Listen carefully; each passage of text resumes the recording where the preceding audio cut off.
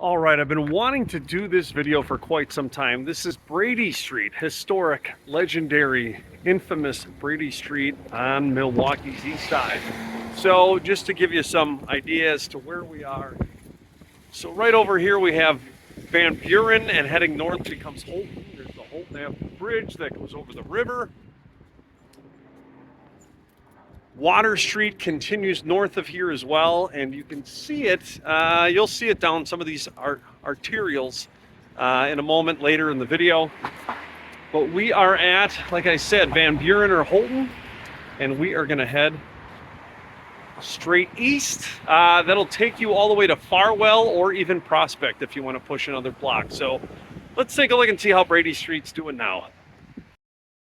But first, let's give you some history on East Brady Street, and we are getting this from bradystreet.org, and this would be their history page. Very cool page, by the way. Some really incredible historic pictures, as some of these you're going to see right now are actually from the Milwaukee Public Library online collection of pics.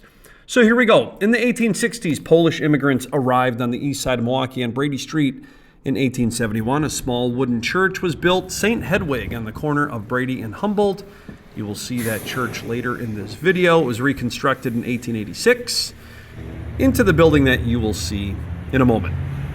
Across the street was a small cemetery. I did not know that. Many residents in the area worked at the nearby tannery, factories, or in commercial shops along the street, so very working class. The oldest surviving commercial building on Brady is the Charles Sikorsky building, constructed in 1875. Today it is the location of Brady Street Futons. So, in the 1920s, many Polish immigrants moved further east and north. And I am a South Sider, and I can tell you plenty of Polish immigrants on the south side of Milwaukee as well. So, at about that time, the Italian immigrants took over. Some referred to Brady Street as Little Italy. Glorioso's Italian market opened on Valentine's Day in 1946. Peter Scurantino's bakery opened just 2 years later, and you will see both of those structures in this video as well. And both businesses are going well as of today. There's one of Glorioso's locations. Very cool market. All right, so Milwaukee was not left out of the hippie counterculture that began in the 1960s. Brady Street became a smaller version of San Francisco's Haight-Ashbury district. Out of this counterculture came the annual Brady Street Festival, and there were, I think, 2 pics at the beginning of this video of that festival. You will see bodies everywhere. While the first one was rained out in June of 1973, the attendance boomed in 1974 with nearly 20,000 attendees. Eventually, the hippies of the area moved into the River West area, which is west of the Milwaukee River and north of Brady Street. So, Brady Street Festival came to an end after 1981 due to an increase in crime. Afterward, the street fell into a bit of a rut before becoming more of a yuppie destination, a popular place for older adults and working professionals in the late 80s and early 90s. More restaurants and boutiques opened and rent around the neighboring areas increased. Local activist Julili Kohler, who owned several businesses on Brady, is largely responsible for revitalizing the street and the way it is today.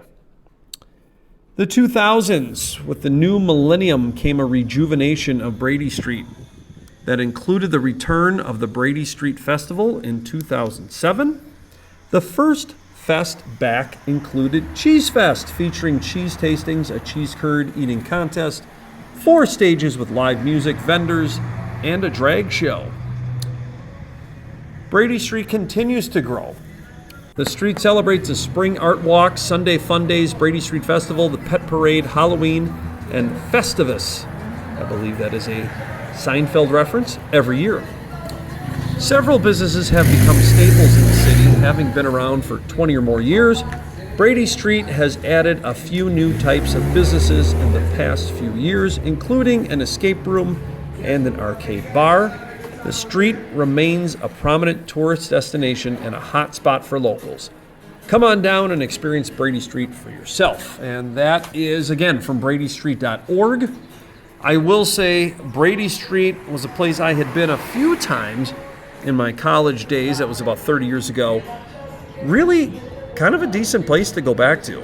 And now that we live in downtown, it's easy to walk over there. And so, on a number of times, we've walked over there, get some food, and there's a wide range of different palettes that it will placate, believe me.